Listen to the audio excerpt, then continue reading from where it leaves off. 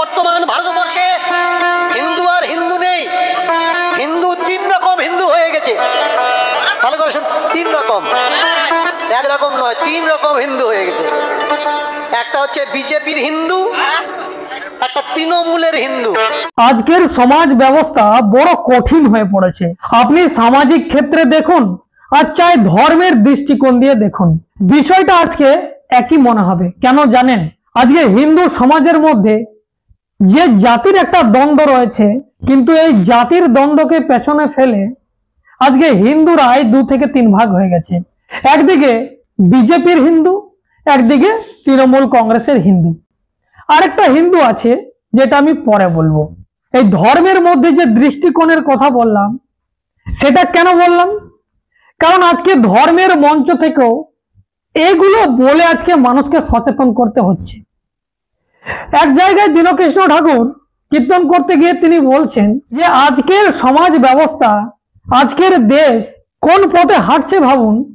একদিকে বিজেপির হিন্দু, একদিকে তৃণমূলের হিন্দু। 3 নম্বর হিন্দু কারা? এই কীর্তনটি শুনুন, এক এক করে আলোচনা করব, শুনুন আপনারা। আজকের বর্তমান ভারতবর্ষে হিন্দু আর হিন্দু নেই, হিন্দু তিন রকম হিন্দু হয়ে গেছে। ভালো করে শুন, তিন রকম, একরকম নয়, তিন রকম হিন্দু হয়ে গেছে। একটা হচ্ছে বিজেপির হিন্দু, একটা তৃণমূলের হিন্দু, আর আরেকটা অভাবী গরিব দুঃখী কাঙালি হিন্দু। এদের কোনো পার্টি নেই, এদের কোনো জাত নেই। এদের জিজ্ঞেস করো, ভাই তোরা পার্টির পেছনে ছুটিস না কেন? বলে দরকার নেই ভাই, খাটলে তবে খাওয়া হবে, ছুটে কি হবে। আর যে দুটো হিন্দু পাশাপাশি দাঁড়িয়ে আছে, এ বলছে জয় দুর্গা বল, এ বলছে জয় শ্রীরাম বল। লড়াই হচ্ছে দুর্গা আর রাম নিয়ে।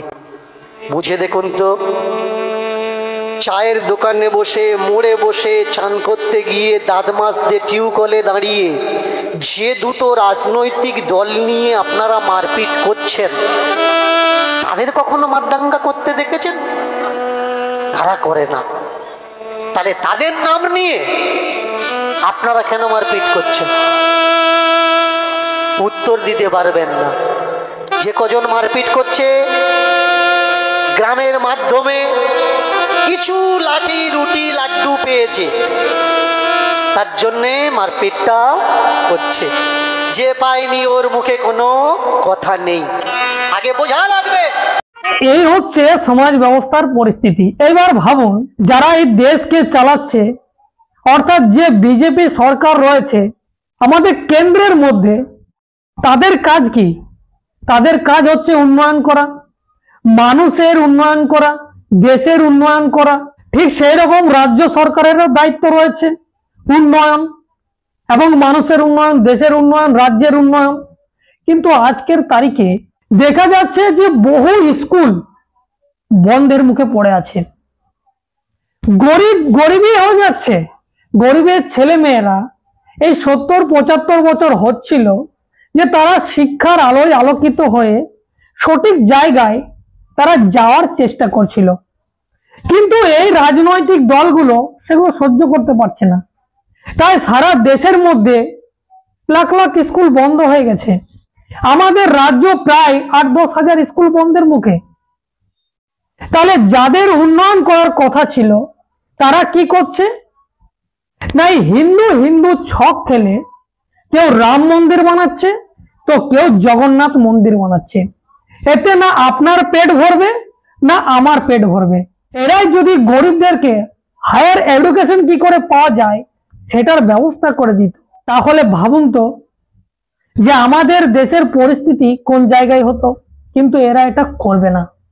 দ্বিতীয় দিকে দীনকৃষ্ণ ঠাকুর তিনি বলছেন যে বৌদ্ধ, খ্রিস্টান, জৈন, লিঙ্গায়েত যে সমস্ত ধর্মের মানুষ রয়েছে, তিনি চাইছেন যে এই সমস্ত মানুষ যারা ধর্মের মধ্যে বিভিন্ন টুকরে বিভক্ত হয়ে গেছে, তারা যেন মানুষ হয়, মানবতায় যেন শ্রেষ্ঠ হয়। তিনি ওনার কীর্তনের মাধ্যমে বলছেন, গলায় মালা নিয়েছো,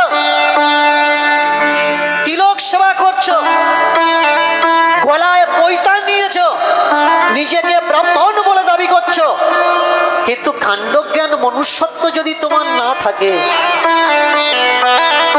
তো পৈতারও দাম নেই, মালারও দাম নেই। হ্যাঁ? বাবা মা হাঁপাচ্ছে সিঁড়ির তলায়, আর তুমি পুঁড়লি গুইচে নিয়ে নবদ্বীপে যাচ্ছ, কম্য হবে? হবে না। সবার আগে মানবতা, মনুষ্যত্ব আগে। মনুষ্যত্বই বড় ধর্ম, আর সব তার পিছে। আগে বোঝা লাগবে দীনকৃষ্ণ ঠাকুর কি চাচ্ছে। ক্লিয়ারলি শুনুন, দীনকৃষ্ণ ঠাকুর যে সংগ্রামটা করতে চাচ্ছে, যেখানে হিন্দু থাকবে না, মুসলমান থাকবে না, জৈন থাকবে না, বৌদ্ধ থাকবে না, খ্রিস্টান থাকবে না, শুধুমাত্র মানুষ থাকবে। মানুষ ছাড়া আর কিচ্ছু দেখা যাবে না। যদি আমরা মানুষ হই, এই তো সব থেকে বড় ধর্ম। সবার উপরে মানুষ সত্য, তাহার উপরে কিচ্ছু নাই। পা থেকে মাথা পর্যন্ত তুলসী মাটি মেখে ঘুরছো, বৃন্দাবনের কাদা মেখে ঘুরছো। এর হাতে খাবো না, ওর হাতে খাবো না, এর ছোবো না, ওর ছোবো না। তুমি কি মানুষ? কোন অ্যাঙ্গেল থেকে তুমি মানুষ নয়।